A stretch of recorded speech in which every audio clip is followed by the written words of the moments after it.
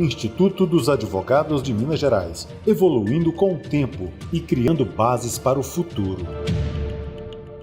Bom dia, pessoal! Bom dia a todos! Bom dia aos alunos, bom dia aos criminalistas, bom dia aos advogados, aos juízes, aos promotores, aos serventuários da justiça, bom dia ao povo que está nos assistindo aqui hoje. Gente, é uma honra muito grande a oportunidade de abrir esse evento, que é um evento deste movimento importantíssimo, que foi inaugurado lá no dia 2 de dezembro, que é o dia do criminalista, e que hoje nós temos esse evento conjunto, unindo a Escola Superior de Advocacia, da UAB, de Minas, unindo o Instituto dos Advogados de Minas Gerais, unindo o Observatório da Execução Penal da Universidade Federal de Minas Gerais, e, em conjunto, unindo todas as faculdades e as personalidades importantes de Minas Gerais, com uma finalidade acadêmica extremamente importante. Olha, gente, o tempo está passando e nós estamos vendo aí uma depreciação muito grande do direito como um todo, né? Cada dia menos as pessoas estudam o direito e se lembram da finalidade do direito. Se a finalidade do direito, que a gente aprende no primeiro dia de aula, quando a gente entra naquela primeira aula de introdução ao estudo do direito, eu nem sei se a matéria chama isso ainda, né? Agora tem uns nomes bonitos, chique, mas de introdução ao estudo do direito, professor no ciclo básico do direito fala com a gente. A finalidade do direito é o bem comum. E hoje, gente, discute-se tudo, menos ter uma sociedade mais humana, uma sociedade mais igualitária, uma sociedade que tenha condições de viver em liberdade. Nós nos aprisionamos porque temos medo da violência, nós tentamos burlar porque queremos ser cada vez mais ricos e esquecemos de que a verdadeira riqueza é termos saúde, é termos amigos, é sairmos às ruas com paz e tranquilidade, e que todos possam ter os mesmos direitos, como preconiza a nossa Constituição querida, amada, idolatrada Constituição brasileira, Constituição cidadã da República Federativa do Brasil. Então, gente, esse movimento me dá um orgulho muito grande fazer essa inauguração, essa abertura, exatamente com um olhar para a execução penal. E por quê, gente? O que é a execução penal? A execução penal, eu costumo falar com meus alunos, e às vezes isso fica um pouco, assim, até ruim de falar, um pouco ruim de ouvir, até vou dizer, mas a execução penal, ele é o esgoto do direito. Quem é que efetivamente está preocupado com criminosos? Nós cansamos de ouvir do ocupante maior do nosso executivo brasileiro que preso gosta de ser preso, porque eles são presos, saem e delinquem de novo. Quer dizer, não existe nenhuma ideia de que a finalidade da prisão, principalmente da pena privativa de liberdade, da prisão, é exatamente a liberdade. E como é difícil treinar uma pessoa presa para ser livre. Ou seja, tem que ser um trabalho muito bom para ser feito. Mas essa não é a consciência. E vejam mais, nós escutamos isso de desembargadores. E aqui em Minas Gerais, nós que atuamos na área criminal, sabemos disso, que nós ouvimos isso de desembargador. Uai, mas eles gostam tanto de ficar presos, que eles são tão reincidentes, que eles têm que ficar tudo agarradinho mesmo, e dane-se. Ô, gente, quando nós passamos a ouvir isso daqueles que têm por dever fazer aplicar as leis, fazer cumprir as leis e fazer as leis, aí realmente nós ficamos estarrecidos. Então, gente, esse movimento todo criado de criminalistas para a democracia, não, como eu disse a vocês, não só de advogados, não só de estudantes, de juristas, de juízes, de promotores, de legisladores, de membros do executivo, não. É um movimento do povo brasileiro que nós, criminalistas, queremos realçar. O nosso direito precisa ser resguardado e nós não temos isso acontecendo nas áreas do direito, principalmente o enxovalhamento que o direito penal vem sofrendo com o passar dos tempos e cada dia mais, e a criminalização da advocacia criminal. Hoje, ser advogado criminalista é crime, porque você é cúmplice do seu réu, né? A visão que se quer passar hoje é que o advogado, se não falar que o advogado criminalista é mais bandido do que o réu que ele defende. E lembrando que, no nosso país, ninguém é considerado culpado antes do trânsito em julgado da sentença penal condenatória, que é uma norma que vem da nossa Convenção Americana de Direitos Humanos, que está na Declaração Universal de Direitos Humanos, mas a nossa contempla mais, porque nós fixamos um termo para quando alguém é considerado culpado, e é apenas após o trânsito em julgado da sentença condenatória. Antes disso, e nós precisamos saber disso, todos somos iguais perante a lei, e a forma disso ser feita é tratar os desiguais de forma desigual, a ponto de se igualar a todos e permitir a todos as mesmas oportunidades. E, gente, não é com pena, não é com cadeia, não é com sofrimento, não é com tortura de quem está preso, não é com desprezo e falta de dignidade a quem está preso que nós vamos ter uma sociedade melhor e que os crimes e a violência vão diminuir. Enquanto nós não nos alertarmos para isso, nós vamos ter cada vez mais pior sistema penitenciário, porque a política de hoje é aumentar as penas, o limite de pena já passou para 40 anos, né? Como se isso fosse viável. Ah, mas 40 anos, a idade média da população brasileira aumentou. Aumentou eu vivendo aqui fora, tomando vacina, indo ali para o Recanto das Águas, né? Lá em Nova Lima, lá em Rio Acima, chegando de helicóptero. Aí, realmente, a idade da população brasileira aumentou. Mas dentro de um estabelecimento penal, você que fala isso já foi ao interior de um estabelecimento penal? Você que pensa isso já esteve dentro de um estabelecimento penal?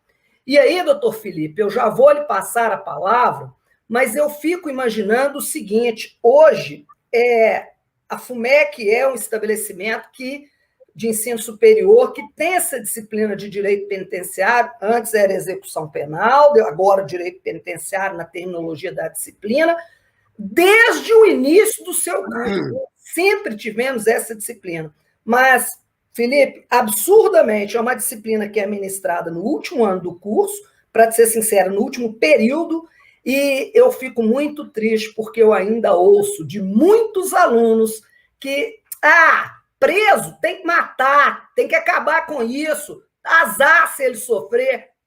Não tem interesse nenhum pelo preso. E isso é um retrato da nossa sociedade.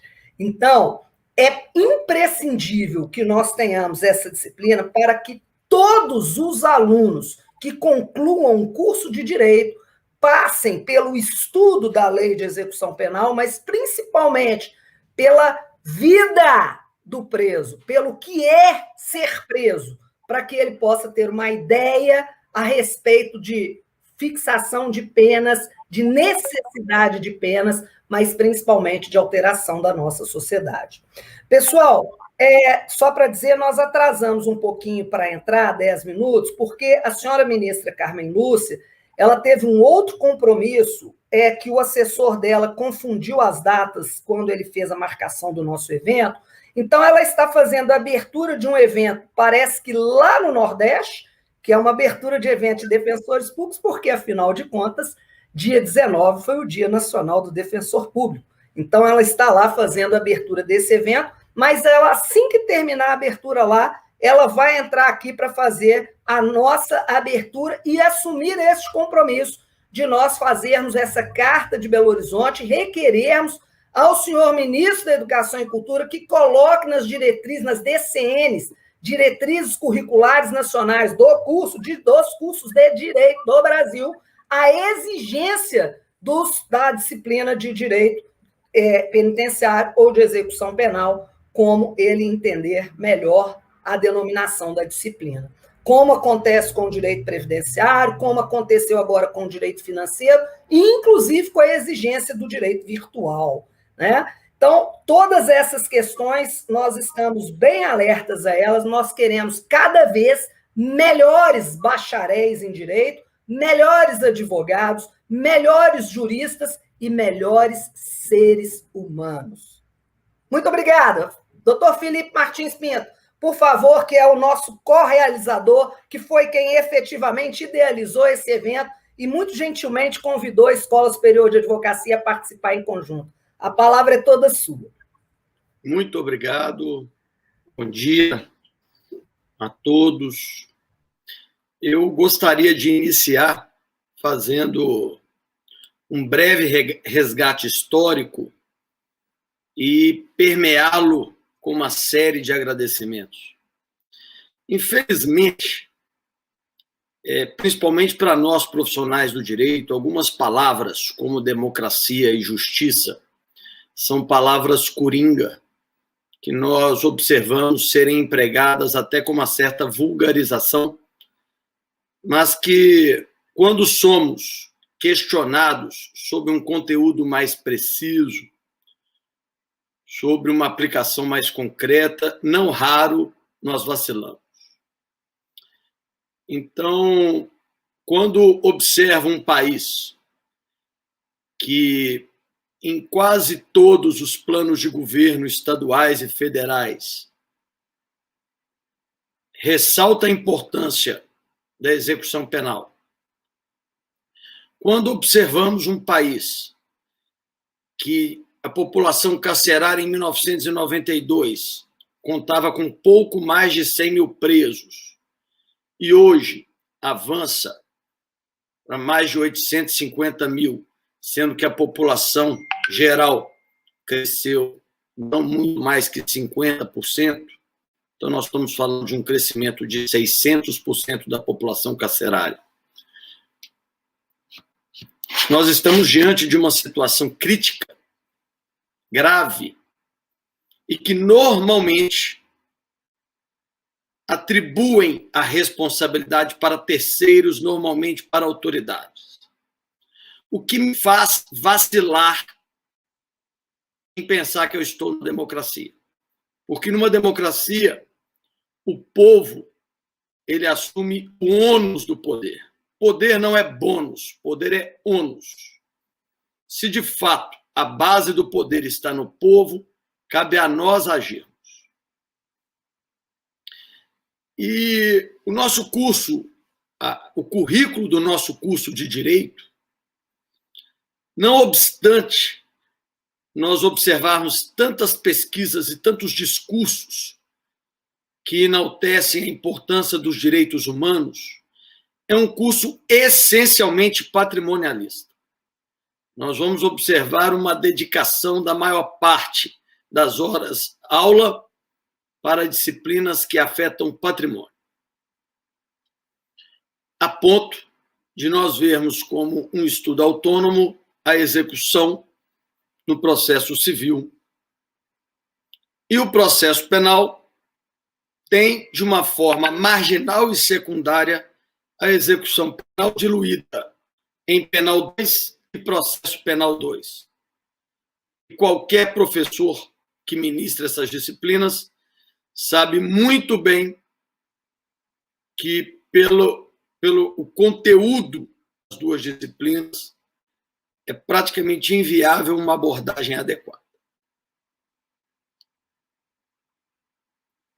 Além disso, talvez estejamos falando de uma das áreas mais complexas do direito. Por quê? Nós temos aspectos de direito administrativo, de direitos humanos, de direito constitucional, de direito penal, de processo penal, mas também conteúdos que não são jurídicos. Porque quando a Lei de Execuções Penais prevê, no seu artigo 1º, que a execução penal deverá cumprir as determinações da sentença e propiciar uma reinserção harmônica do condenado na sociedade, uma expressão muito mais evoluída, muito mais condizente com os direitos humanos do que ressocialização, que me soa como uma fotossíntese que o preso deveria fazer. Então, não é algo que seja interno. Estamos falando de um movimento estrutural para fornecer condições para que o preso supere os estigmas, supere todos os prejuízos para voltar à sociedade. E alguns vão dizer, mas ele errou, por que você quer isso? Não estou falando em altruísmo. Se o preso não tiver condições de voltar minimamente de forma regular para o convívio social, ele acaba rescindindo. Eu costumo repetir muito em falas sobre o tema que atualmente no Brasil o artigo 1º da LEP tem sido cumprido pelo crime organizado, que é o único que está de braços abertos para receber alguém, um egresso do cárcere, alguém que acabou de cumprir a pena. Então, este, normalmente, se acomoda dentro da estrutura de crime organizado, que não o estigmatiza, não discrimina. Então, ainda que não seja essa a vontade dele, muitas vezes ele acaba sendo uma presa fácil para essa estrutura. Então, para aqueles que vêm com críticas frágeis, vazias, como se houvesse uma simples preocupação com o bem-estar do preso, estamos falando de um problema crônico e generalizado, cujas repercussões comprometem o convívio social como um todo. Mas é óbvio que o enfrentamento acaba sendo acanhado, principalmente por autoridades e principalmente por aqueles que dependem de votos, porque é uma pauta antipática. As pessoas costumam deslocar suas frustrações e suas angústias para o preso. Quando aparece um preso acusado de estupro, a pessoa o odeia como estuprador sem nem saber a apuração. Tudo que ela sofre, inclusive no plano subjetivo, os temores de sofrer a violência, ela desloca para a população carcerária. E isso não é um problema a ser enfrentado. Isso é algo que nós simplesmente temos que receber como um dado de realidade. E, fazendo uma ponte com o início da fala, em se tratando de uma democracia, o movimento que foi feito é um movimento de assumirmos o ônus, nós, profissionais do direito, já acostumados a lidar com os estigmas, com os preconceitos, com os deboches da nossa atuação na área criminal, entendemos que seria um movimento para darmos a cara a tapa em prol de uma evolução social, mas principalmente uma evolução dos cursos de direito. Nesse sentido, não foi por outro motivo que nós, com muita honra, aceitamos que o nosso evento integrasse a Semana Jurídica da FUMEC, como um reconhecimento, como um voto de congratulação por termos um curso que, desde a sua raiz, teve a sensibilidade, mesmo sem que houvesse a obrigação imposta pelo Ministério da Educação, tiveram a sensibilidade de fornecer para os alunos uma formação mais adequada, porque das diversas carreiras jurídicas, Ministério Público, Magistratura, Defensoria Pública, necessariamente vão atuar com a execução penal. Em algum momento, pelo menos. A advocacia, não necessariamente a advocacia privada, mas essas três, certamente. Então, nós temos um curso que desconsidera, no plano social, um fator que gera problemas crônicos. Num plano técnico, um déficit de formação para as carreiras jurídicas. E a FUMEC mostrou aí uma visão sensível às necessidades da sociedade e de formação dos alunos, não por outro motivo, não poderia outro ser o lugar, que não a própria FUMEC acomodar esse evento. Não posso deixar de fazer uma menção, a trajetória é uma trajetória já longa, e quando eu falo desse tema, eu lembro de um grande amigo, o Padu, Antônio de Pádua Marques Júnior, que ministramos juntos uma disciplina que nós conseguimos incluir e que ficou por algum tempo na grade curricular do curso do UniBH, que é a disciplina de Direito Penitenciário, em que muito mais do que técnica tentávamos incutir valores, fazíamos visitas, e desse curso saiu em 2008 essa obra, tenho um grande orgulho, a obra Execução Penal, Constatações, Críticas, Alternativas e Utopias. Está esgotada, não é propaganda, não, mas é só para dizer que conseguimos transformar uma utopia, que a época era, em um projeto.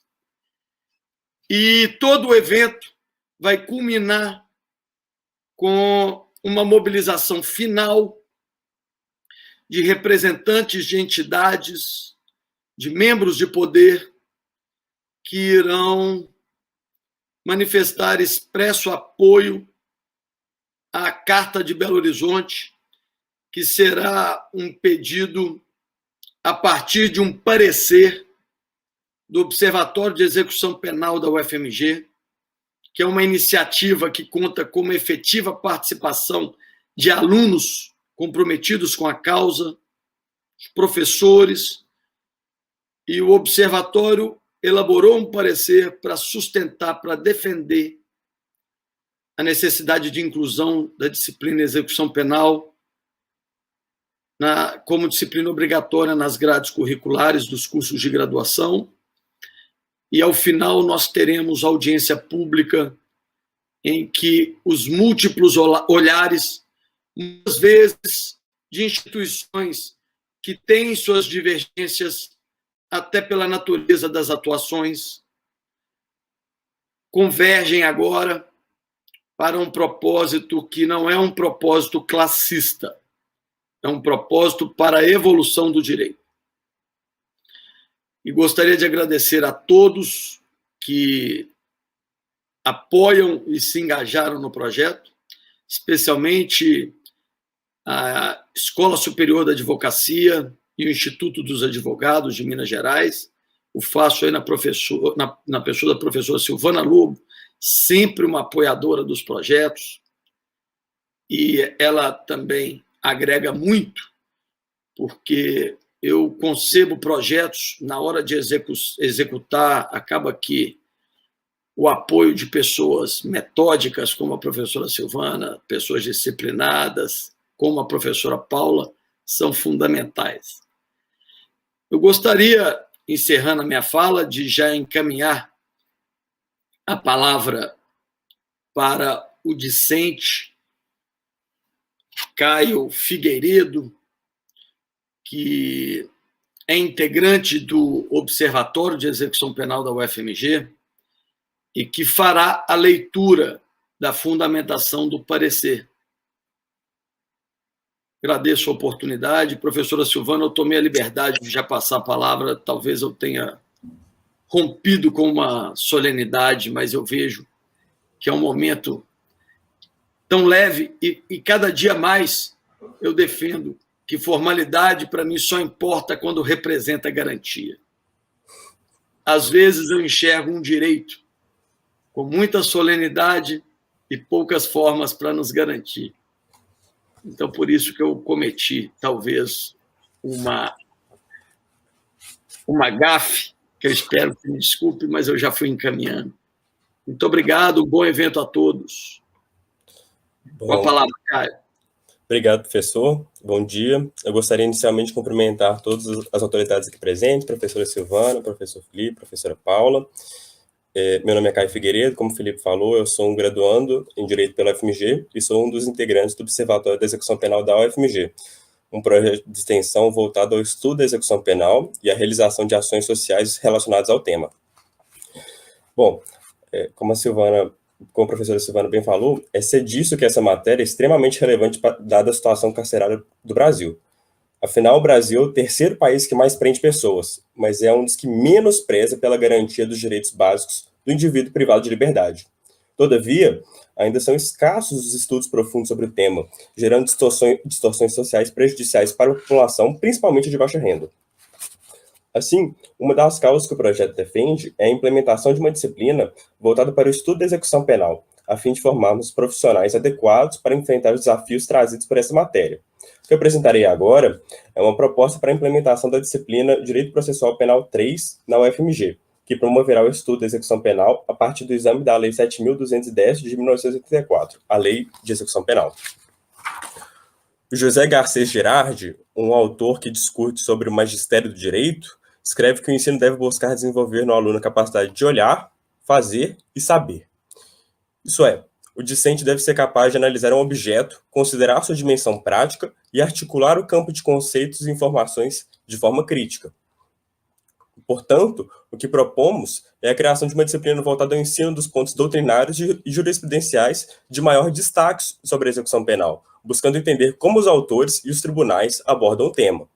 Os profissionais responsáveis pela disciplina terão como objetivo promover o projeto didático e institucional da faculdade, contribuindo na perseguição dos fins da universidade pública e buscando aprimoramento e qualificação do ensino de graduação. Nesse sentido, terá por objetivos específicos apresentar para os alunos um amplo espectro doutrinário em torno do conteúdo da disciplina, demonstrando diferentes posicionamentos e construções da dogmática, proporcionar em sala o encontro entre teoria e prática, incentivar os alunos o desenvolvimento do raciocínio penal, de análise de problemas e interpretação da lei de execução penal, e preparar os discentes para a resolução de problemas concretos, aplicando de forma articulada o conteúdo teórico estudado. A proposta que defendemos se destaca por sua conformação ao princípio da indissociabilidade entre ensino, pesquisa e extensão, previsto no artigo 207, caput, da Constituição de 88.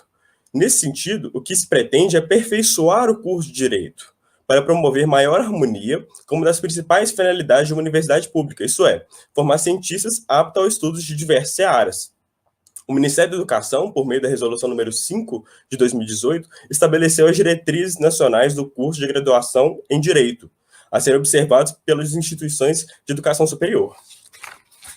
Neste documento, é determinado que deverá ser assegurado ao graduando sólida formação geral, humanística, capacidade de argumentação, interpretação e valorização dos fenômenos jurídicos e sociais, promovendo, desse modo, uma postura reflexiva e crítica na aprendizagem, que é indispensável ao exercício do direito e à prestação da justiça. Além disso, o referido documento aponta que a formação técnico-jurídica deve incluir o conhecimento de qualquer natureza, estudado sistematicamente e contextualizado segundo a sua evolução e aplicação às mudanças sociais, econômicas, políticas e culturais do Brasil e suas relações internacionais. Ademais, a formação deve ser vinculada a conteúdos essenciais referentes às áreas do estudo do direito, entre as quais se destacam o direito penal e processual penal. No mesmo sentido, as normas gerais de graduação da UFMG definem que o ensino de graduação visa conferir ao egresso uma formação acadêmico-profissional que lhe forneça capacidade crítica e aprendizagem continuada para que desenvolva uma atuação ética em acordo com as necessidades da sociedade. Além disso, prevê que o ensino deve ser pautado pela interpretação permanente com a realidade social brasileira e mundial. Pelo que expus, e tomando em consideração o cenário de calamidade do sistema prisional brasileiro, é surpreendente que o curso de Direito da FMG não tenha em sua grade curricular disciplina obrigatória que se dedica ao estudo do processo de execução penal. O que exporei adiante são as razões pelas quais a execução penal é de excepcional relevância no âmbito brasileiro e mundial, demonstrando que sua aprendizagem é não apenas essencial ao exercício acadêmico do direito, mas também uma exigência da sociedade em relação aos profissionais desta área. De início, é imprescindível registrar que, conforme dados do Infopem, a população brasileira totalizava, no ano de 2019, 750 mil pessoas, cerca, aproximadamente, estando quase metade em regime fechado. A despeito do elevado montante carcerário, no mesmo ano, foram verificadas apenas 442.349 vagas no sistema prisional nacional, o que evidencia uma enorme desfasagem entre presos e espaços de encarceramento. Esse número não parece diminuir com o passar do tempo. Em 2019, o Infopem diagnosticou que a taxa de encarceramento aumentou em relação ao ano anterior, padrão que se repete há anos.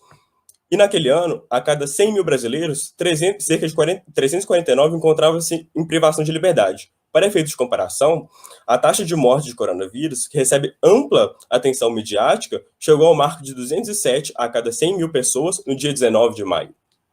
Portanto, é inequívoco o expressivo número de pessoas encarceradas e, consequentemente, a alta de demanda de acesso à justiça no âmbito da execução penal. Nesse cenário, o oferecimento de disciplinas optativas na graduação de forma intermitente e restrita, como é o que temos hoje, é insuficiente para satisfazer de maneira integral e com excelência as necessidades sociais. Isso porque o discente não depende de tal matéria para se graduar, e dessa forma pode passar pela faculdade tendo o contato mais restrito possível com a disciplina. Por consequência, formam-se graduados com verdadeira ausência de um conteúdo que é essencial para a defesa de notável parcela da sociedade. Outro relevante fundamento para a criação da disciplina da Faculdade de Direito, da disciplina de execução penal na Faculdade de Direito, é o fato de que já se estuda o processo de execução civil, na disciplina Processo Civil 4, pelo menos na Universidade Federal de Minas Gerais. Essa situação revela uma simetria na grade curricular do curso, no qual se privilegia o procedimento judicial vinculado à propriedade em detrimento daquele vinculado à liberdade individual, revelando um caráter patrimonialista do direito. O cenário exposto anteriormente também pode ser explicado por uma interpretação da execução penal como possuidora de um caráter apenas administrativo. Rodrigo Roig, um dos mais relevantes escritores que se debruçam sobre a execução penal, entende, no entanto, que essa concepção não encontra mais amparo na doutrina. Escreve que pensar a execução como atividade administrativa significa dar margem à imposição do interesse estatal sobre o individual. Pretensão essa inclinada à satisfação de pretensões retributivo-preventivas.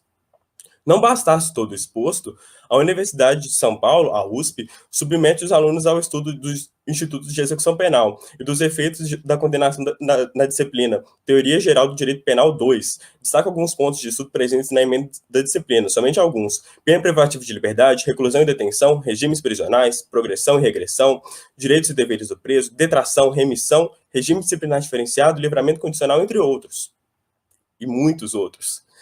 De forma semelhante, a Universidade Federal de Santa Catarina, a UFSC, na disciplina obrigatória de Processo Penal 2, também promove o estudo dogmático e crítico da execução penal a partir de uma perspectiva contemporânea e teórico-prática. Bom, como já foi abordado, a FUMEC também sempre implementou, desde a raiz do curso, essa disciplina como obrigatória.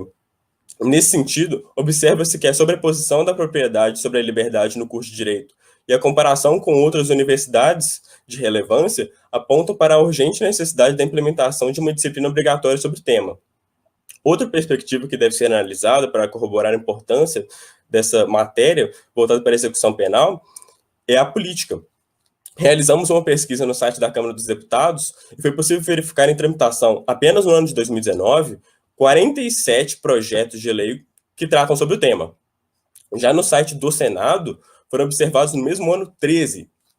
Além disso, a observação dos planos de governo dos candidatos à presidência da República, que alcançaram o segundo turno nas eleições de 2010, 2014 e 2018, revela que todos fizeram referência ao sistema prisional brasileiro, seja promovendo uma política de ampliação e de rigidez do sistema prisional, ou se propondo a combater o encarceramento em massa.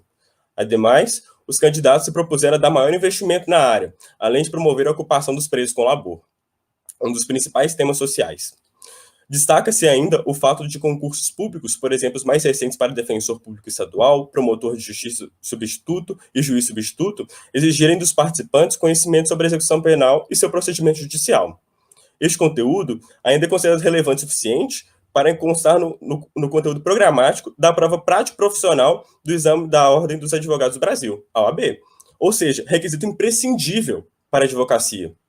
Com base nas informações apresentadas, portanto, é evidente que a importância dessa disciplina é amplamente reconhecida na esfera política, seja no âmbito legislativo, executivo ou judiciário, em virtude de sua constante presença em discussões de projetos de lei, em planos de governo, em provas de concursos públicos e na prova da OAB.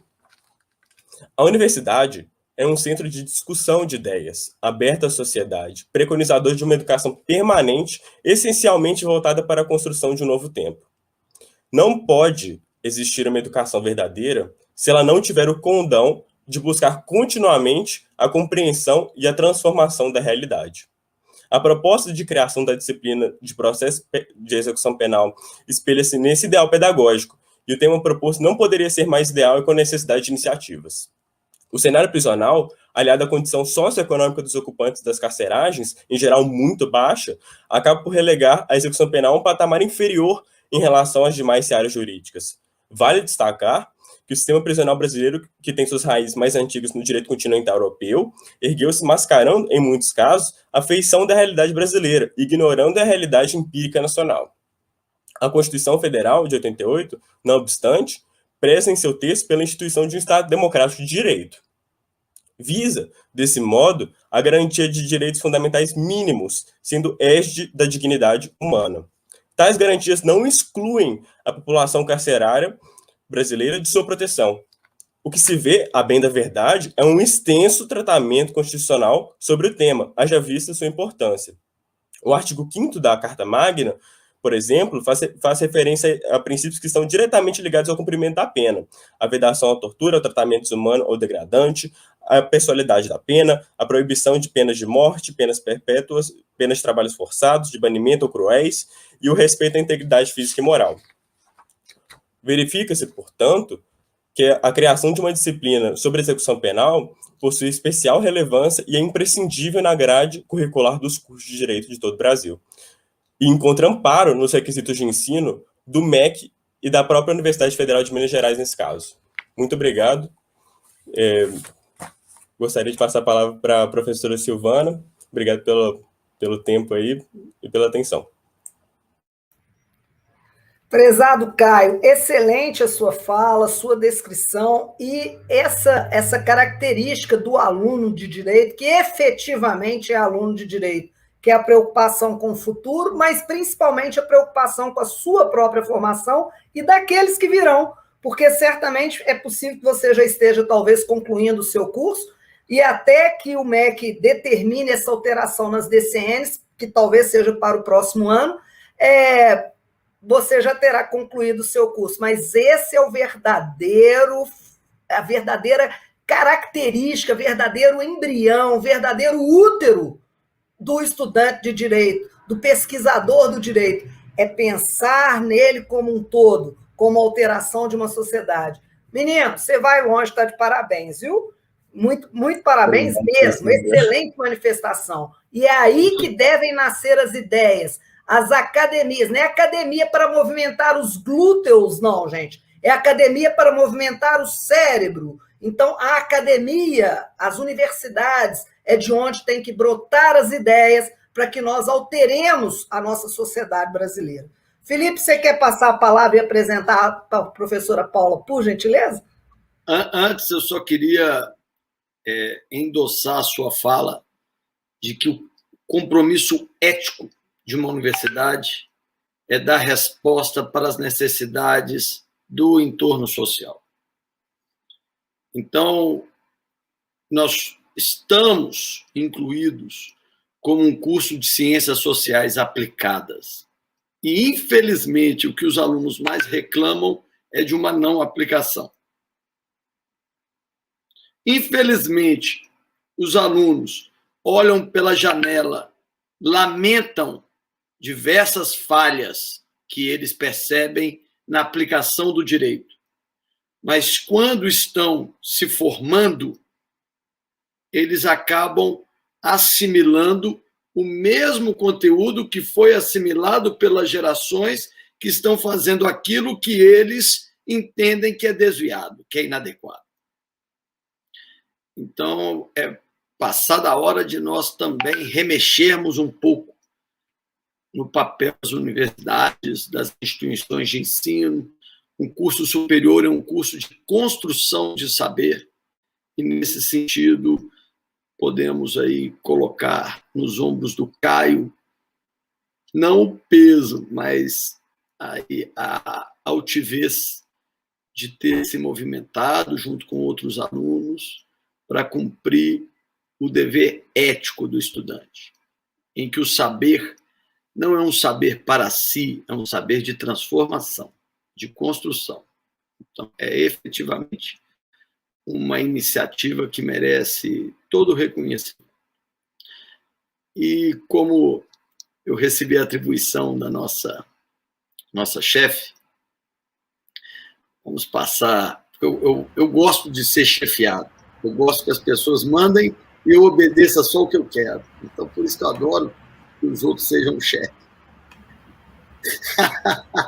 Eu gostaria de passar a palavra para a professora Paula, que é uma das integrantes do Observatório de Execução Penal, apenas para ela dar seguimento à fala do Caio, apresentando um pouco do observatório, que, inclusive, possui diversos projetos abertos para docentes e profissionais que não sejam da própria UFMG, de outras instituições. Então, ele é muito democrático nesse sentido, como deve ser. Professora Paula, fique à vontade para a sua colocação. Obrigada, professor Felipe. Um bom dia a todos. Eu gostaria inicialmente de consignar minha alegria em participar desse evento tão especial, parabenizando e rendendo meus cumprimentos por essa iniciativa ao presidente, Felipe Martins Pinto, presidente do Instituto dos Advogados de Minas Gerais, e dizendo que esse evento inspira muita esperança e energia. É uma alegria, né, encontrar no dia de hoje tantas pessoas incríveis reunidas em torno de um compromisso social tão relevante. E eu faço das palavras do presidente Felipe as minhas.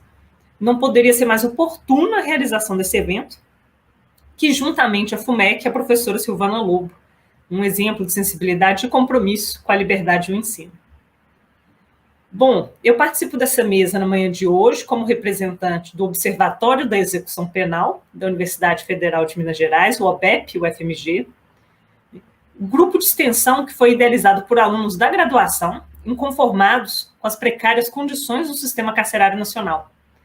Condições essas que representam um dos maiores desafios para a nossa democracia atual, especialmente ao considerarmos a seletividade que transparece sobre a condição socioeconômica e racial nos ocupantes de nossas carceragens.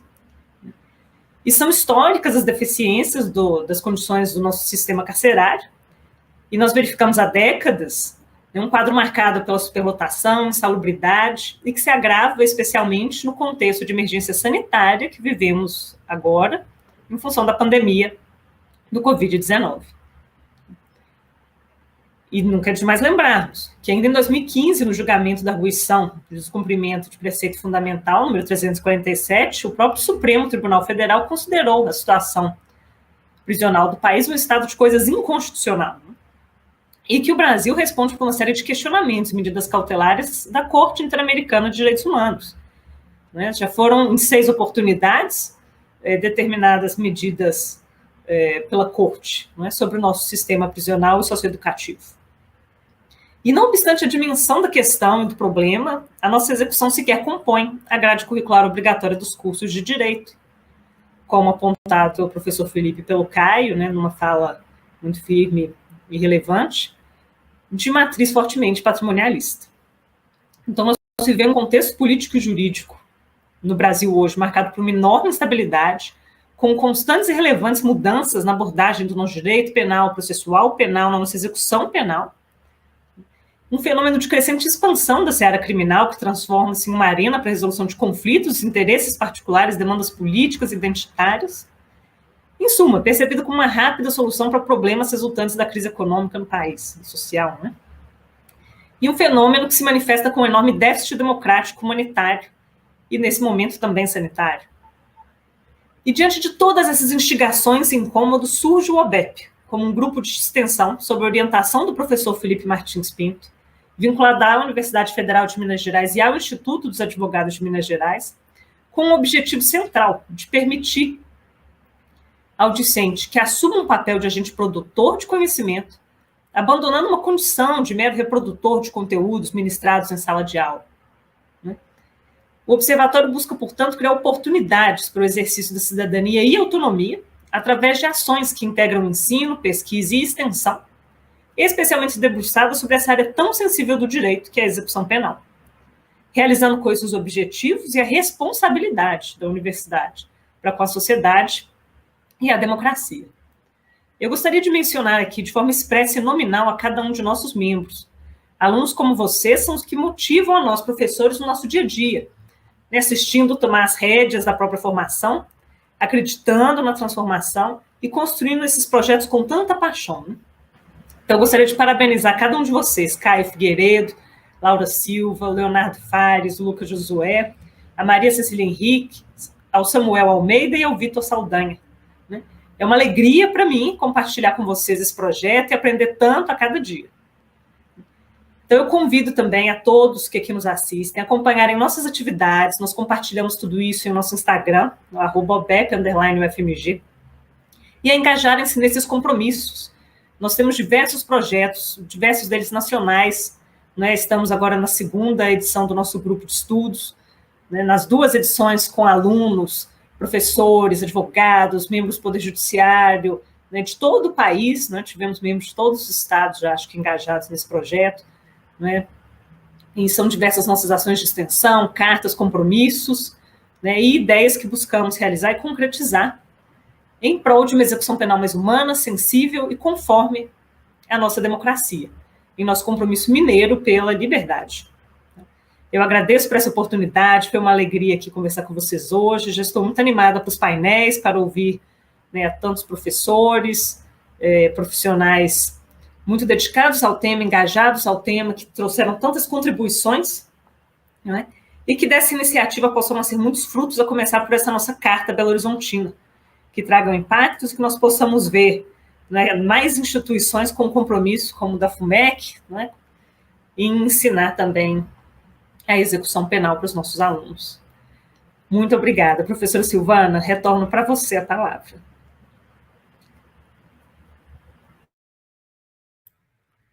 Professora Paula Brenner, também receba aí o meu abraço e os meus parabéns por estar capitaneando, juntamente com o professor Felipe Martins, todo esse estudo e esse bom estudo, e esse estudo frutífero, né? Que beleza, porque o fruto já está aí, já está amadurecendo, e nós vamos comê-lo, porque nós vamos conseguir esse objetivo que nós temos. Parabéns, viu, professora? A gente fica muito orgulhoso. Eu sou filha da casa de Afonso Pena, né? Então eu me sinto duplamente orgulhosa. Orgulhosa por vocês da UFMG, muito orgulhosa pelo meu curso da FUMEC.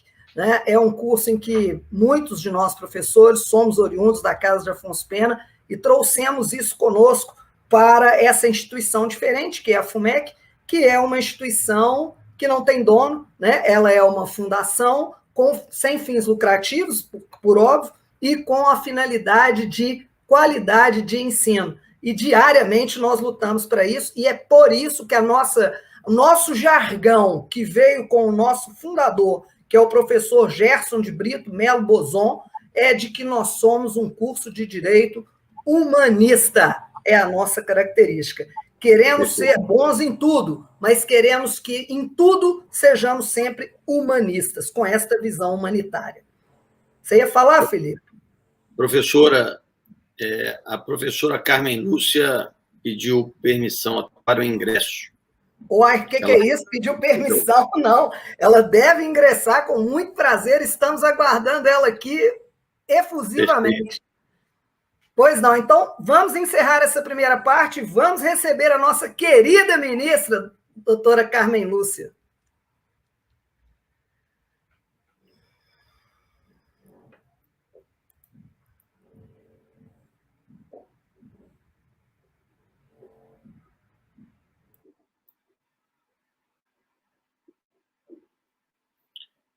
Vamos aguardar a entrada. A técnica aqui está me avisando, Felipe, que eles estão conectando lá. Então, vamos aguardar essa conexão. Professora Paula, professor Felipe, Caio, os alunos de outras faculdades, como os da FUMEC, eu sei que eles vão se interessar. Eles podem participar do observatório. E todos os outros, viu? Todos são muito bem-vindos, seja da universidade que for, da faculdade que for, do curso de Direito que for. Todos vocês nos são muito queridos. E esse é um evento que está sendo um pouquinho diferente da Escola Superior de Advocacia, que a Escola Superior de Advocacia, como está no nome, ela é uma escola superior de advocacia. Então, na escola, na ESA, nós ensinamos a advogar. Então, esta é a função precípua da ESA. Mas, qual é o objetivo de nós abraçarmos um evento com natureza acadêmica na formação dos alunos? Porque não adianta nada chegar para mim alguém que tenha acabado de passar no exame da OAB, mas que não tenha nenhuma visão, como muito bem disse o Caio, é uma parcela muito grande da população brasileira que precisa de defesa na área da execução penal, na área penitenciária. E nós formamos alunos e nós temos advogados que não passaram por uma formação dessa. Pode permitir que ela entre, Adriana, por gentileza. Por gentileza. E dizer a vocês, gente, que o concurso da Defensoria Pública, a partir desse ano, começa a ter banca exclusiva de execução penal. O nosso defensor-geral, o professor Gério Patrocínio, vem nos dizer isso hoje à tarde, que terá banca específica. Então, execução penal tem que saber. Quando eu fiz concurso de defensoria, tinha questões específicas de execução penal separadas do processo penal. A prova era de penal, processo penal e execução penal. Eram 3 provas. Os alunos são todos muito bem-vindos, viu, professora Silvana? Nós temos, inclusive, alguns alunos da ESA engajados já nas nossas atividades. O Matheus Vilela, temos alguns alunos, todos muito combativos, né, na defesa. Excelente, é verdade. Só para avisar, Adriana, deve ter tido uma confusão de link, o link das 9 e o link das 10. Ela deve estar na sala de espera do link das 10 horas.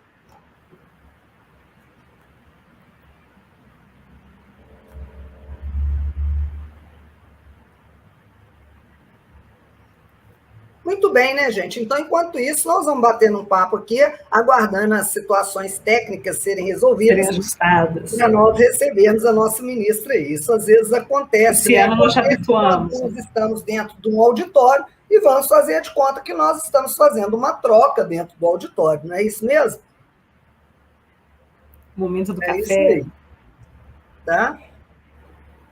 E dizer para vocês todos que estão nos ouvindo que a Escola Superior de Advocacia, ela tem essa função precípua, que é de preparar, capacitar e atualizar os advogados, mas também os estagiários de direito. E digo a vocês que hoje, na minha época, quando a gente chegava ao 7º período, a coisa mais maravilhosa que a gente achava era ser inscrito na OAB como estagiário. Hoje, é engraçado que as pessoas perderam esse prazer.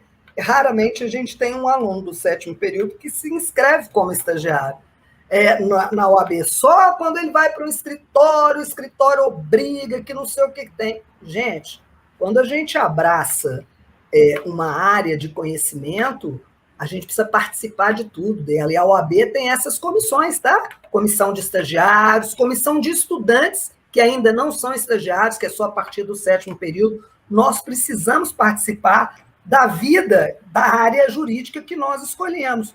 E por quê? Porque a OAB não é uma instituição de classe para advogados só, não. Também, representa todos os advogados e muito bem, mas a OAB é uma instituição da sociedade civil e importantíssima. Se nós pegarmos a história do Brasil de 1930, que é quando a advocacia existe, para cá, a OAB sempre esteve à frente dos maiores movimentos. Viva a senhora ministra Carmen Lúcia! Querida ministra Carmen Lúcia, eu tenho palavras para descrever o orgulho em recebê-la aqui hoje. Obrigada. É o nosso maior exemplo de área contenciosa, judiciária e humanista que nós temos aqui em Minas Gerais. Obrigadíssimo. E a senhora não... Enorme gosto de estar aqui. Queria estar presencialmente, ando com a saudade danada de abraços e beijos. Mas vamos abraçá-la muito aqui virtualmente, mas teremos oportunidade de abraçá-la presencialmente. E eu quero dizer uma coisa, sabe, ministra? Que geralmente vem assim, a ministra Carmen Lúcia, que representa as mulheres. Não, a senhora representa todos nós, advogados, homens ou mulheres, nós todos temos muito orgulho da sua competência e do seu conhecimento. Não por a senhora ser mulher. A senhora não é mulher de cota, não precisou disso. Foi sua competência e seu conhecimento. Parabéns, professora Carmen Lúcia. Permita esse carinho de lhe chamá-la de professora também. Pois é, que é o que eu gosto.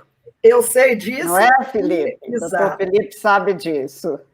E dizer à senhora que a Escola Superior de Advocacia, o Instituto dos Advogados, todos nos sentimos honrados. E eu não posso deixar de falar, senhora ministra, porque eu estou aqui cheia de confetes, porque eu fiquei pulando sozinha aqui dentro de casa quando a senhora, maravilhosamente, em todos os votos, mas nesta última situação, a senhora mostrou ao povo brasileiro o que é defender a verdade e julgar com os fatos e julgar com o que a Constituição determina. Então, esse julgamento... A verdade anda meio fora de moda, eu acho, né? Ah, não, a senhora teve uma... Como eu, meio uma fora de moda. Um glamour, vou dizer assim, de uma seriedade do que é a aplicação do direito e da Constituição, que a senhora lavou a alma de todos nós da área criminal com o voto da senhora. Ó, eu vou ficar de pé e agradecer muito a senhora. Muito obrigada, ministra. E a palavra da senhora, eu vou deixar o Felipe fazer uma introdução para que a senhora possa dar. Obrigadíssimo, querida. Estaremos juntas, se Deus quiser, aí na escola, assim que passar essa crise pandêmica. Isso aí, professor. Felipe, por favor. Caríssima ministra, minha professora, para minha honra, depois de uma história... Sua professora, hoje somos todos colegas, não tem nada disso, mas... Faço questão, professora, de sempre enaltecer a minha história. Na verdade, não diz respeito à senhora, diz respeito a mim, porque é a minha história. Os meus professores são a minha história. Então, por isso que eu faço questão de consignar. Mas a senhora que tem uma história como combativa advogada, a senhora tem honrado Minas no Supremo Tribunal Federal e agradeço não apenas a presença, mas o carinho e a atenção que a senhora sempre dispensa ao Instituto dos Advogados, uma associada que verdadeiramente valoriza a nossa instituição. E não poderia faltar neste evento, que é um evento de Minas. É um movimento em que as instituições de Minas se unem para corrigir um desvio histórico nos currículos de direito, que é não termos um estudo sistematizado da disciplina de execução penal e que vejo que contribui para uma distorção grave e que a senhora tem sido uma combativa líder das discussões sobre os abusos, sobre as irregularidades e as violações a direitos humanos que têm ocorrido nos cárceres do Brasil. Então, esse evento não poderia ocorrer sem a presença da senhora. Agradeço muito, eu sei das dificuldades e estamos ansiosos por ouvi-la. Obrigada a todos os senhores da Ordem dos Advogados, da Escola da Advocacia, do Instituto dos Advogados. Para mim, tenho certeza absoluta, professor Felipe, é uma honra enorme estar aqui. Como disse, eu queria muito estar, primeiro queria estar em Belo Horizonte, que hoje é sexta-feira, é dia de eu estar em casa, não queria estar aqui em Brasília, mas as contingências me impõem. E segundo, por me achar muito em casa na Ordem dos Advogados e no Instituto dos Advogados. A Casa de Montezuma de antes, não é, doutor Felipe? Continua sendo uma casa onde se reflete, se discute e se buscam soluções. E quero agradecer ainda de uma forma muito especial por estarmos conversando sobre o que eu considero e que me atormenta um dos maiores problemas brasileiros. O Brasil tem muitos problemas, nossos flagelos não são poucos nem pequenos, mas somos todos brasileiros comprometidos com a transformação desse estado de coisas No caso da penitenciário, o Supremo já declarou em estado de coisas inconstitucional. Eu acho que no sistema carcerário nós estamos numa situação de estado de desumanidade constitucional. E aí eu queria tratar deste assunto, se os senhores me permitem, em dois itens para chegar a uma conclusão. Primeiro, saudar os senhores, especialmente, a doutora Silvana, o doutor Felipe, por estar abrindo um espaço de discussão sobre a questão da execução penal. Eu quero, nas minhas observações, traçar um pouco de trás para diante isso. Eu não sei se o problema começa com o que é o processo de execução, por isso eu quero fazer uma observação na sequência sobre a chamada individualização da pena, que precisa de ser pensada a individualização legislativa, a individualização judicial, a individualização executiva. E para lembrar que essa questão não é só da comunidade jurídica, é do país, diz respeito à segurança pública, diz respeito à segurança individual, diz respeito à execução, à segurança judicial.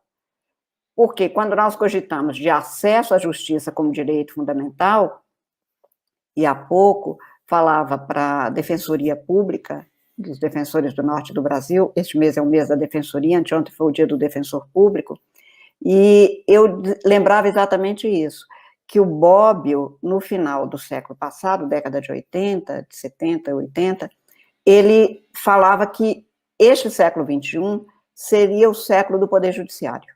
Iniciaria os 50 primeiros anos como o século do Poder Judiciário. Na verdade, eu vou interpretar o que ele dizia assim, seria dada, como está sendo dada, uma ênfase à comunidade jurídica, juízes, advogados e membros do Ministério Público.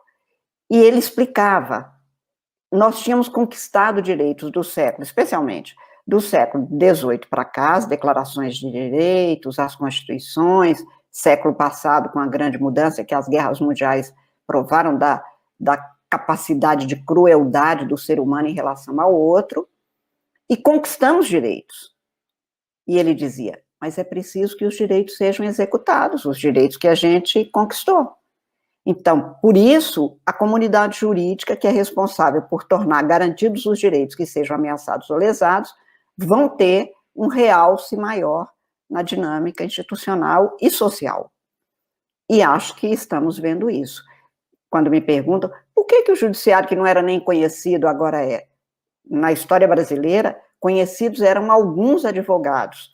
Eu fiz remissão agora, doutor Felipe, à Casa de Montezuma, porque aqueles homens lá em 1848, década de 80, de 40, 30, 40 do século XIX, cogitaram o advogado tem que ter acesso ao cancelo, que era aquela parte que circunscrevia até onde ia o juiz e até onde podia chegar perto do réu, o advogado. Nós estamos falando da primeira metade do século XIX. Então, nós sempre tivemos advogados que tiveram um realce muito grande. Chegamos, vocês dois são novinhos. Eu, que sou uma mulher quase centenária, quando estava na faculdade, quando o Fauro foi eleito para presidente da Ordem dos Advogados, era um acontecimento, não de nós da Faculdade de Direito, do Brasil. Todo mundo dava notícia de quem era Raimundo Fauro. Ele desempenhava um papel, que eu diria, de luz naquelas trevas da ditadura. A Ordem dos Advogados, os advogados, e alguns advogados, nosso patrono Rui Barbosa, no final do século XIX, que se ajoelha perante um ministro do Supremo Tribunal naquele período, era para mostrar a força da advocacia. Então, a advocacia brasileira sempre teve aqueles que serviam quase que de exemplo, de modelo para o que a sociedade podia ser. Essas 2 décadas, estamos entrando na 3ª década do século XXI, a comunidade jurídica como um todo passou a ter importância. Juízes, advogados, Ministério Público, porque o cidadão brasileiro melhorou, eu digo. Ele se fortaleceu, desde a Constituição de 88, ele passou a saber que ele tem direitos e tem direito de ter direitos. Então, como eu disse, como vocês são jovenzinhos, vocês ainda não pegaram o que eu ainda peguei de professores dizerem em sala de aula que era melhor um mau acordo que uma boa demanda, que é o descrédito do Poder Judiciário e do próprio direito. Hoje, o cidadão brasileiro quer ou um bom acordo ou uma boa demanda. É isso que ele quer. Ou seja, ele sabe que tem direito e confia no direito que tem. Então, esta mudança nos leva a repensar nossos papéis, de não apenas repetidores de fórmulas, até mesmo nas faculdades, por isso, ouço com muito gosto quando os senhores falam que estão tendo de repensar a própria Faculdade de Direito, que é o que eu tenho feito nos últimos anos. Quer dizer, nós precisamos de nos reinventar, porque minha mãe dizia, ou a gente vive com o nosso tempo, ou o tempo vive sem nós. O tempo não nos espera. Então, a sociedade vai mudar, porque nós temos um direito penal que eu escrevi esses dias, o doutor Felipe, que ainda lê, doutora Silvana, meus rabiscos, vou mandar para o senhor ler, que eu escrevi esses dias, Beccaria morreu.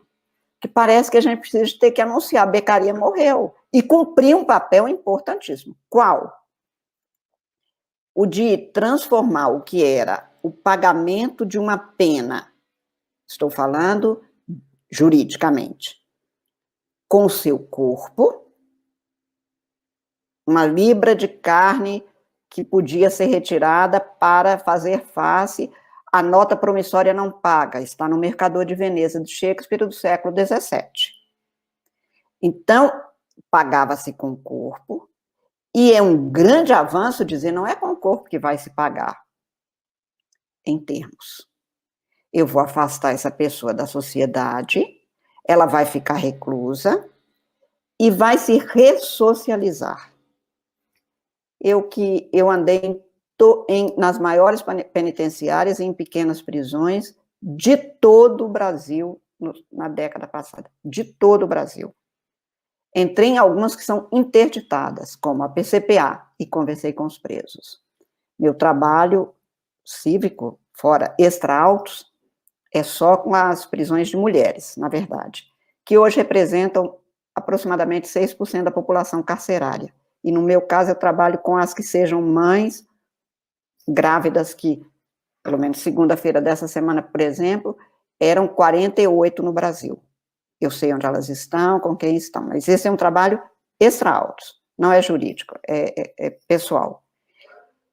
Mas nessas prisões onde eu fui, na condição de juíza ou de membro do CNJ, presidente do CNJ, eu escutei a primeira declaração, que eu nunca escutei em sala de aula, nem dos professores de direito penal, sequer os que trabalhassem com a execução penal.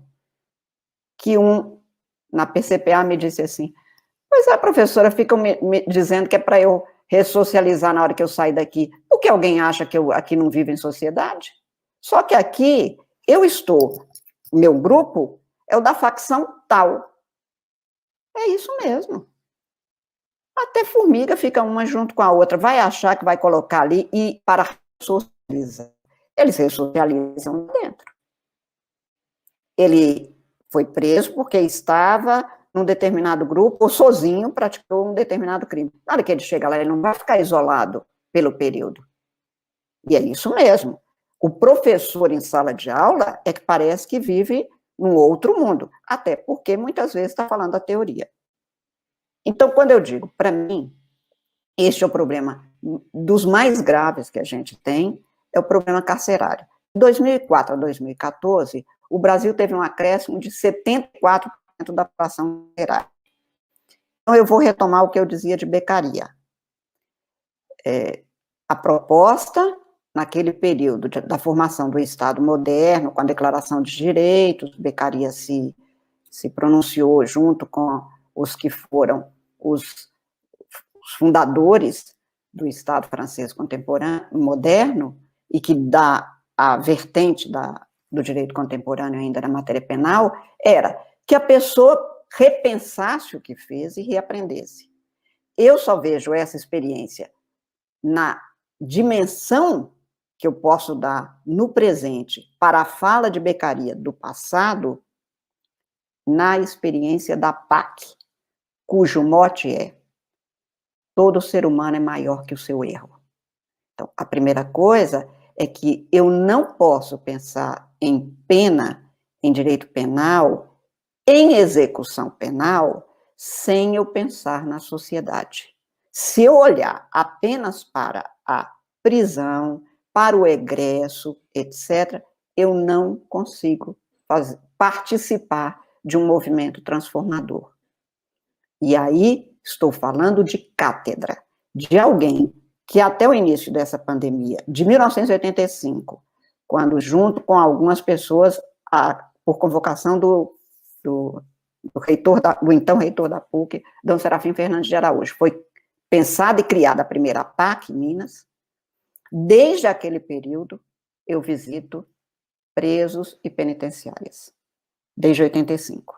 Portanto, eu não estou falando de teoria, até porque de teoria eu tenho certeza que os senhores sabem de qual é salteado muito mais até do que eu, porque são professores na matéria e têm até o direito comparado e tudo mais. Estou falando dos dados da realidade brasileira e como uma cidadã que tem o papel de juíza vê isto.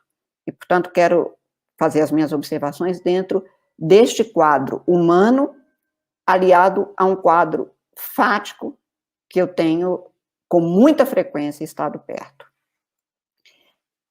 O que o Beccaria propunha era uma fórmula transformadora para aquele momento, e foi.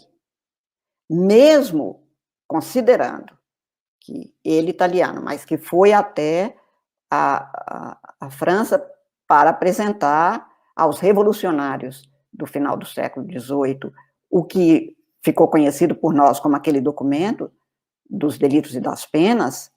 Mesmo naquele momento, se a gente pensar, era uma grande transformação, mesmo pensando na França, que só acabou com a pena de morte em 1982, no governo Mitterrand. Eu visitei em 2004, uma exposição que foi feita pelo Robert Badinter, que foi ministro da Justiça do Mitterrand, que pediu a ele, quando foi terminada a pena de morte, que a última guilhotina utilizada fosse exposta numa grande mostra sobre crimes e salvação humana.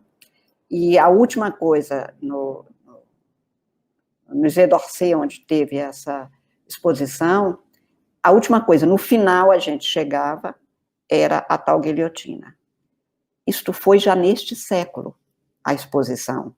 Mas o final da pena de morte na França foi final do século XX, apesar da exposição para os revolucionários franceses serem no final do século XVIII, só para se saber como a sociedade anda devagar.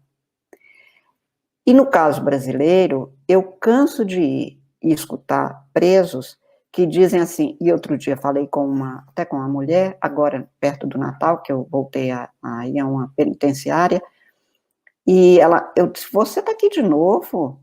Ela falou assim, eu tentei um emprego, professora, várias vezes, mas minha mãe já tem 85 anos.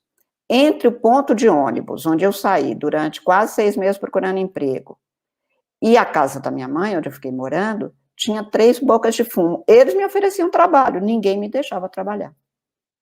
Então, se eu não mudo a sociedade para que o carimbo preso, como na segunda-feira que eu participei de um evento com algumas presas por videoconferência, e uma delas me disse que ela está amparada por uma presa que ajudou durante o período que ela cumpriu a pena em São Paulo, e depois ela ficou empregada.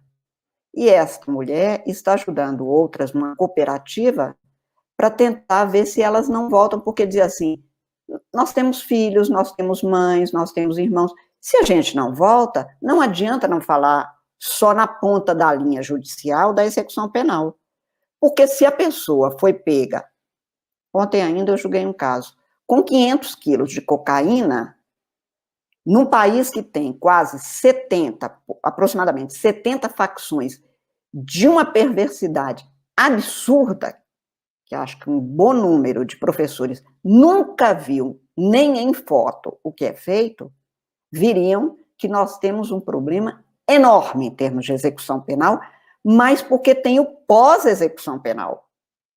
Porque quando a gente fala em reincidência, e reincidência específica, e por que o juiz tem que levar em consideração essa agravante, é fato, mas ninguém trabalhou por que se chegou de novo a esta reincidência. Então, isto que essa mulher me disse agora, início de dezembro, 8 de dezembro, é bem o problema que nós estamos com esparadrapo, gás na ferida, mas nós não fazemos nada para fechar a ferida. Então, nós não vamos conseguir resolver isso aqui, não. Tenho para mim que é preciso que nós, do direito, saibamos conversar com outras áreas, sociologia, economia, empresariado, para tentar transformar uma cultura que é preconceituosa e estigmatizante. E aí, a doutora Silvana sabe, eu também, nós, doutor Felipe, mulheres que sofremos preconceito, e eu estou usando o verbo que eu quero, é um sofrimento, falamos de preconceito contra mulher, contra preso, contra índio, contra gay, e não falamos contra o egresso do sistema penitenciário, que é terrível. A mulher negra, egressa de um sistema penitenciário, tem um preconceito provavelmente 100 vezes mais do que eu tenho. Ela apanha por ser o que ela é e porque um dia ela errou e não dá conta de consertar a vida. Ela não tem muitos caminhos e, portanto, o juiz também não tem. O advogado dela, e vários advogados, falam: ministra, sabe, eu só estou querendo que diminua, porque eu sei que ela fez isso. O advogado, porque é um fato. Mas nós não estamos cuidando da doença. Nós estamos tratando com esparadrapo uma ferida causada por um câncer gravíssimo. Então, nós precisamos, talvez, e por isso eu disse que eu ia começar de trás para frente, nós precisamos de saber que todo ser humano está num cenário social muito maior do que este, no qual o direito, talvez nós tenhamos o nosso pecado de ficar dentro deste quadrado, achar que nós vamos resolver tudo. Direito não é milagre. Eu canso de falar com o advogado, doutor Felipe já me viu falando isso. Faço direito, não faço milagre. O cidadão faz milagre. A cidadania faz milagre, porque ela transforma. Então, eu preciso de olhar uma sociedade preconceituosa que não dá espaço para o egresso. A causa da reincidência no Brasil não é a questão socioeconômica só, não. Porque no Enem nós temos pessoas que passaram muito bem. Nós temos pessoas em penitenciária de Minas Gerais que foram dos melhores em termos das últimas avaliações. Ele estuda, e nós do Supremo resolvemos, a segunda turma resolveu há 2 meses atrás, que o cômputo, inclusive, para o ENSEJA, para este exame nacional, será para o preso que estuda em condições adversas, no máximo que a Lei de Diretriz e Base de Educação determina, e não o que era antes estabelecido pelo juiz. Mas não adianta se ele tem o diploma e não tem depois a oportunidade, porque o preconceito é maior do que a pena que ele cumpriu, e isso é uma outra pena, que também é preciso que a gente comece a falar a verdade no direito, como a doutora Silvana estava falando. Vamos falar a verdade.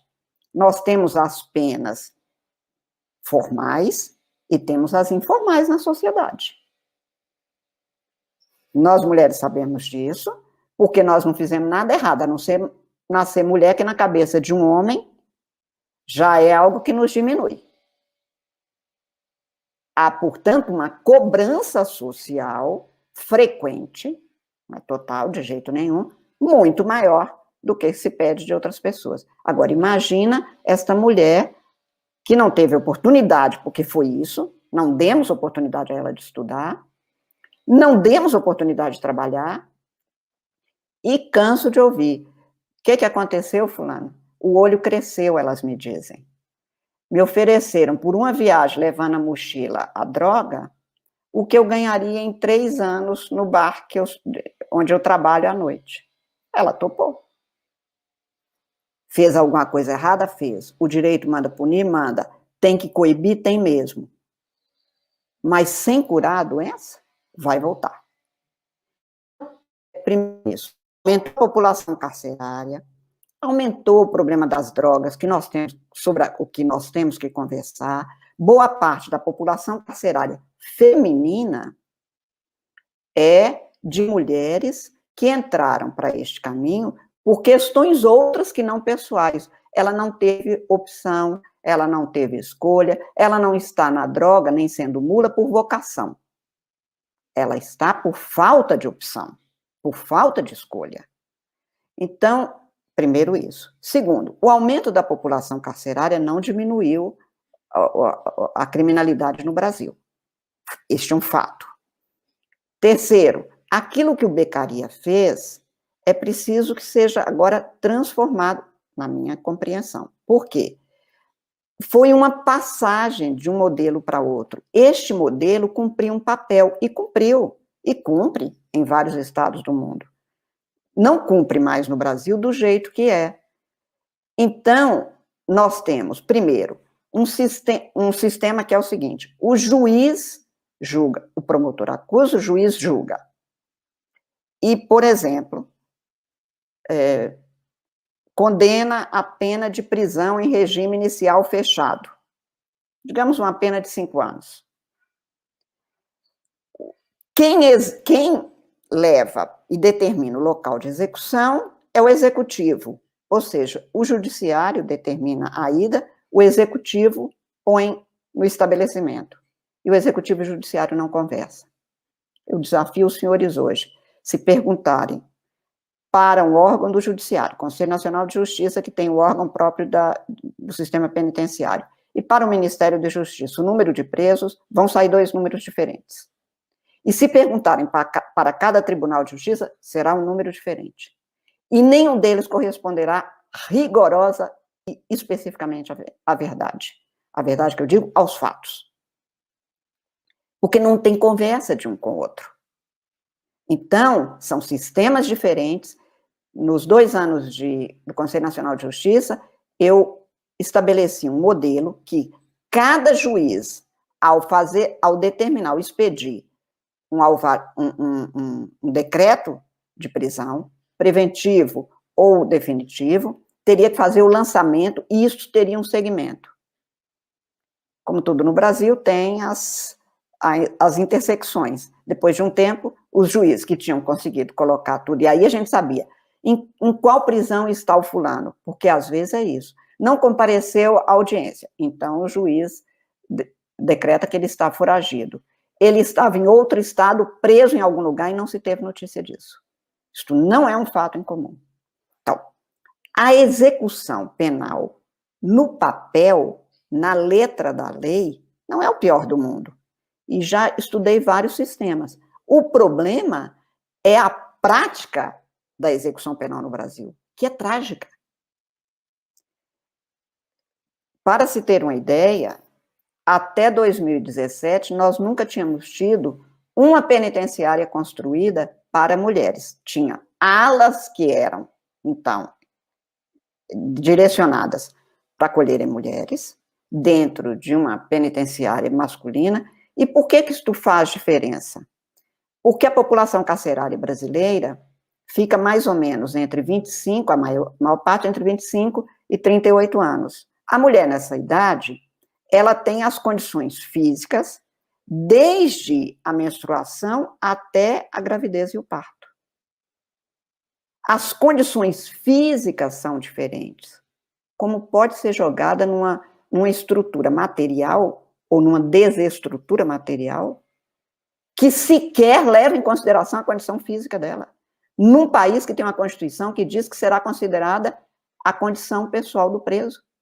Nós temos pessoas numa prisão penitenciária, ou prisão de qualquer natureza, que não tem, que, por exemplo, não tem cadeira de roda, ele tem deficiência, ele tem que se arrastar, porque ele não tem como descer de um lugar para outro. As condições materiais são terríveis. Isto tudo para dizer, mas ele tem que cumprir pena? Tem mesmo, nas condições que a Constituição estabelece. A execução penal, portanto, tem um problema que nós temos que resolver antes. Vai ter um órgão conjunto do legislativo e do executivo, não para fazer reunião, nem é comitê, um órgão estruturado para que tenha o controle conjunto e permanente, para que a gente saiba quem foi preso, como foi, o que foi, e se precisava de continuar. Em Sergipe, também numa penitenciária feminina, 73% das mulheres que ali estavam eram presas preventivas. 73%. Se fala loucamente assim, e loucamente nesse sentido de não ter nenhum fato. 40% dos presos brasileiros são preventivos. Em qual penitenciária, em qual prisão, eu pergunto? Que tem umas que são 20%. Essa de Sergipe era 73%. Sendo que ali ainda tinha uma condição. Eles têm um projeto que chama Projeto Odara, baseado na música do Caetano, em que elas aprendem a costurar, aprendem coisas que quando elas voltarem para a região delas, elas possam continuar a receber o dinheiro. E é preciso que elas tenham isso como incentivo para não reincidirem. Que a reincidência já vem com a carga maior, não apenas jurídico-penal, mas social, que aí fica cada vez mais difícil mudar de vida. Então, eu queria primeiro lembrar isso, nós temos um quadro penitenciário trágico no Brasil, não adianta dizer que nós temos uma carência de quase 370 mil vagas, que seria a necessidade para este contingente que nós temos. Eu falo, o que significa que se for construir penitenciária, e o Darcy Ribeiro, em 1980, numa célebre entrevista, dizia, se não criarem escolas agora, daqui a 20 anos vão estar criando 10 vezes mais vagas penitenciárias. O vaticínio se cumpriu. Foi isso. Não construímos escola, estamos agora pensando em aumentar a vaga. Não era hora de repensar o direito? De repensar a conduta judicial e dos advogados? Não era hora de fazer como isso que nós estamos fazendo, conversando? Qual que é o modelo para ter uma individualização? A Constituição diz individualização da pena, mas querendo dizer individualização legislativa, que é o mesmo modelo de pena para ser igual. A guilhotina também, gente, foi criada para garantir o princípio da igualdade. Foram os revolucionários franceses que pensaram nisso. Porque o rico recebia a pena de morte e perdia a sua cabeça, é literal, evidente, com uma espada afiada, não sofria. O pobre era com a espada que ficava batendo, matando e mutilando até conseguir matar. A guilhotina veio para garantir a igualdade. Como que é isso? Individualização para ser igual é colocar nas mesmas condições de legislação as pessoas que cumpram penas que têm até tantos anos, mas a Constituição diz que será levado em consideração, inclusive, os tipos penais. A pessoa que praticou corrupção, no Brasil todo mundo tem medo de prisão mesmo. É medo, e é para ter mesmo. Quem conhece prisão sabe que é para ter. Mas a pena tem a finalidade de, pelo medo, inibir? É isso? Não seria por outros valores que precisam de ser encarecidos e que coibiriam? E se for assim, e que vai apenas 2 anos lá e depois sai para gastar, ele faz de forma calculada. Ele pratica o crime sabendo que depois de 2 anos, ninguém vai poder mais pôr a mão, porque o dinheiro está em outro lugar. O tipo de crime mudou, e o tipo de pessoa, o direito já viu, que é diferente também para encarar esse tipo de comportamento criminoso e que lesa a sociedade. A violência contra criança, contra mulher e contra idoso no Brasil precisa mesmo de afastamento, porque se voltar para casa, ele mata a mulher. No início, ele só tinha ameaçado, ou só tinha, na cabeça dele era só dei uns gritos, só tirei o dinheiro dela, não encostei a mão. Mas na hora que ele voltar, ele não encosta a mão, ele encosta a arma. Então, tem que afastar mesmo. Mas tem que afastar para uma penitenciária? Mas eu tenho estrutura para ter Brigada Maria da Penha em todo lugar?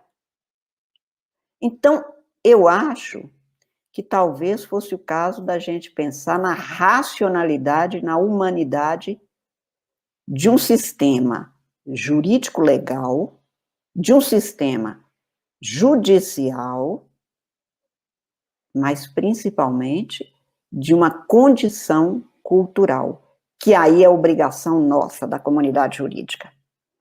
A pessoa que tenha preconceito contra a mulher, e falo de cátedra, tem. Ela acha um horror mulher juíza, doutora Silvana. Canso de falar. Até porque são mais rigorosas. Outro dia eu escutei um me dizendo, é porque mulher lê do início até o final do processo. Eu disse, mas eu achei que era assim. E eu achei que não era por ser mulher, era por ser juíza. É o preconceito, simples assim. Mas a pessoa que tem o preconceito contra alguém que cumpriu uma pena, e que depois vê, na hora que ela está trabalhando que ela, na empresa, que essa pessoa é muito mais dedicada, tem muito mais empenho em acertar, ele supera o próprio preconceito e pode ele se tornar uma pessoa melhor, mais aberta. Então, o que me parece é que, além da execução penal do sistema escrito, tem o contexto constitucional no qual o sistema vive. E aí eu vou começar a caminhar para o final no seguinte sentido. Primeiro, eu acho que nós temos que repensar Beccaria no sentido transformador. Aquilo que foi a igualdade, que foi um avanço, continuar aplicando já não é mais. Segundo, e neste sentido estou falando em repensar até mesmo isso, o crime de corrupção que tira dinheiro de filas de postos de saúde, que impede postos de saúde, que tira as carteiras das salas de aula e, portanto, tira as crianças da sala de aula, é gravíssimo. A punição dele tem de ser igual à do tráfico? Nós temos um sistema penitenciário com aproximadamente 70 facções, como eu lembrei. E são 70 facções absolutamente... E, por exemplo, esses dias me chegou um processo no qual a pessoa diz isso. Nós não matamos desse jeito que falaram, não. Nós matamos aos poucos, a pessoa não aprendeu, por isso que chegou até o final. O nível de perversidade um animal não tem. Porque o animal voa na goela do outro e mata.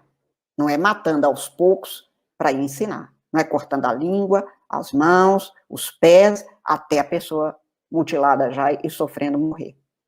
E nós temos isso nas penitenciárias brasileiras. Nós temos que pensar o modelo de sistema penitenciário. As pessoas que trabalham lá, como estão, o que elas vivem. A mutilação da pessoa, e no encontro de segunda-feira, em que esta mulher, que já foi presa, e que hoje trabalha, contava a experiência dela, ela dizia, por que um corpo preto vale menos, ministra? Eu disse, o problema maior para mim hoje é que eu aprendi, nestes 30 e tantos anos de frequência e de visitas a penitenciárias, que não se prende só o corpo. Se prende a mente da pessoa e se mutila a alma da pessoa. E este é que é o grave problema. Uma pessoa não fica presa, e um me disse, eu fiquei 1 mês preso. Eu disse, há pouquíssimo tempo, no norte do Brasil. E que os amigos dele diziam, mas você só ficou 1 mês, que ele falava, vai lá e fica 1 semana. Veja se você vai sair igual. Mas acho que os advogados mesmo, e até uma parte dos juízes, meio que foram se tornando um pouco insensíveis. E eu digo porque para o advogado de defesa, que vê o seu cliente podendo pegar 15 anos num júri, foram só 5.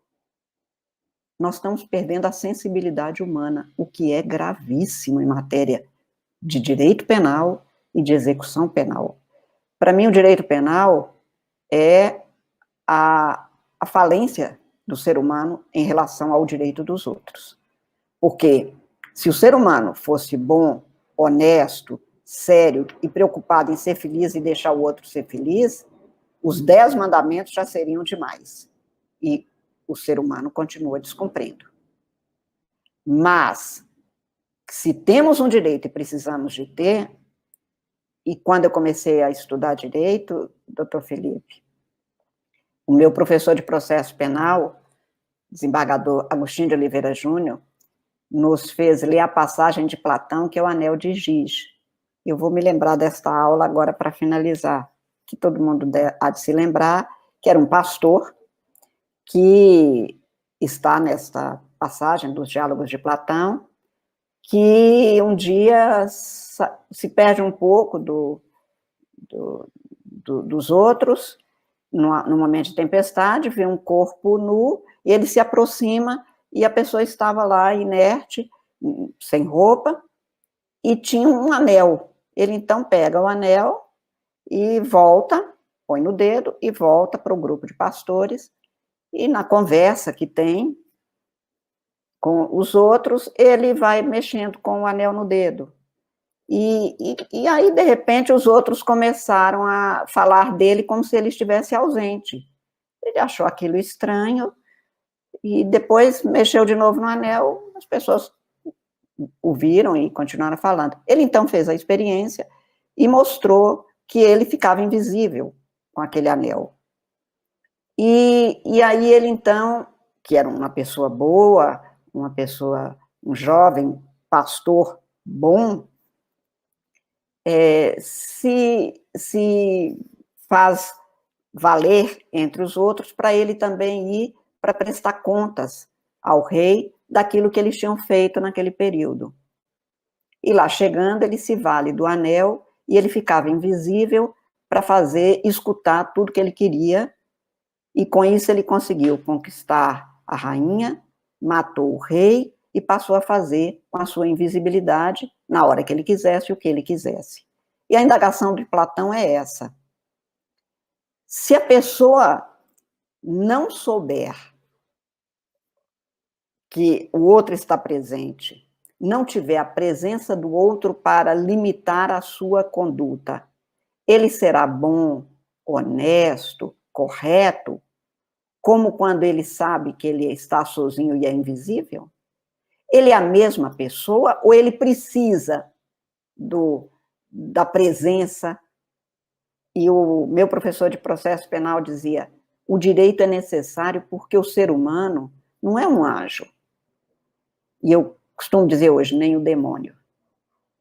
A sociedade é um construto, uma construção. Então, quando eu vejo pessoas que têm o gosto do mal, e já vi, eu fico sempre me perguntando se poderia haver uma sociedade, se nós ainda estaríamos aqui, se não fosse o instrumento do direito para a realização da justiça. Mas, por outro lado, é preciso que a gente pense que o que nós queremos é coartar o mal na conduta do outro para que eu tenha os mesmos direitos. Não é mutilar o outro, não é quebrantar o outro, até porque o modelo democrático de direito que nós buscamos, e sob a égide da Constituição nós vivemos, é de respeito ao outro. E, portanto, é preciso que a gente saiba que, muito mais no direito penal, em que você toca diretamente a vida do outro, nós precisamos, talvez, de repensar, até para botar abaixo algumas ficções jurídicas. Nós falamos que a pena não passa da pessoa do delinquente. Não? Por muito menos, se alguém falar alguma coisa de qualquer um, da doutora Silvana, do doutor Felipe, sua família sofre. A minha sofre com as coisas que são ditas, e são apenas dizeres. Imagina quando alguém é preso, numa cidade do interior, vamos dizer. E eu costumo dizer, quem tem vergonha na cara, se envergonha de errar. Só quem não tem um pingo de vergonha, que passa naquilo como se não fosse nada, que retorna ao erro como se não tivesse importância. Quem respeita a si mesmo e ao outro, não quer errar. Erros acontecem porque somos humanos. Mas é preciso que a gente comece a botar abaixo algumas ficções, como esta, de que a pessoa não passa a pena não passa da pessoa. A pena formal não passa mesmo, não. Mas a mãe que está na fila no Dia das Mães para visitar o filho, e tudo que ela queria era que o filho estivesse almoçando com ela, ela sofre a extensão ou a sequela da pena. Eu tenho dito que a Covid longa, chamada Covid longa, que é a sequela da Covid, é um pouco a demonstração para mim do que tem a pena longa. Esta pena não acaba na hora que a pessoa tem a declaração de extinção da punibilidade. A jurídica acaba mesmo. A social não. E esta é que nós temos que trabalhar para fazer uma revolução, uma nova revolução, para que os direitos humanos, especialmente no que se refere a direito penal, não fique apenas nos códigos e nas constituições. Para isso, eu acho que nós temos que repensar. Não é tão simples quanto cogitar de construção de presídios.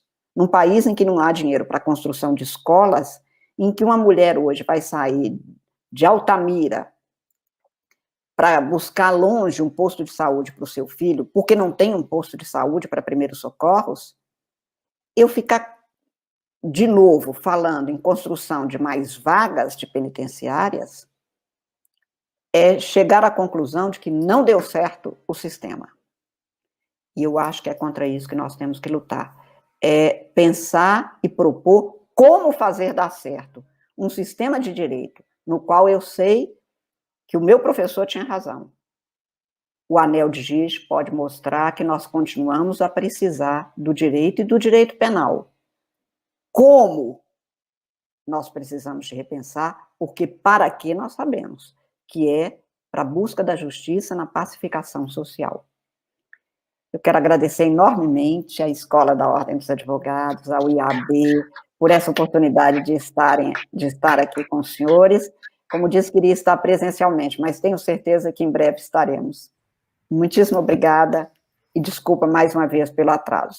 Queridíssima professora, uma satisfação que não tem como descrever. Se a senhora estivesse acompanhando aqui os comentários no YouTube, são rolos e rolos de comentários sem parar. A senhora está assim, popstar total. E todo mundo achando maravilhoso, encantado com a senhora. Nós que já ouvimos a senhora não nos surpreende, mas a senhora nos orgulha, nos enche os olhos e o coração. Obrigada, querida, essa fala tão sensacional. E os alunos estão encantadíssimos. Os seus da PUC já lhe conhecem muito, mas os meus da FUMEC estão felicíssimos em recebê-la, mandando um grande abraço e agradecendo obrigada. Muito. Passa a palavra ao Felipe para ele encerrar essa nossa manhã sensacional. Professora, Deus abençoe a senhora sempre, viu? Beijo para você. Iluminando.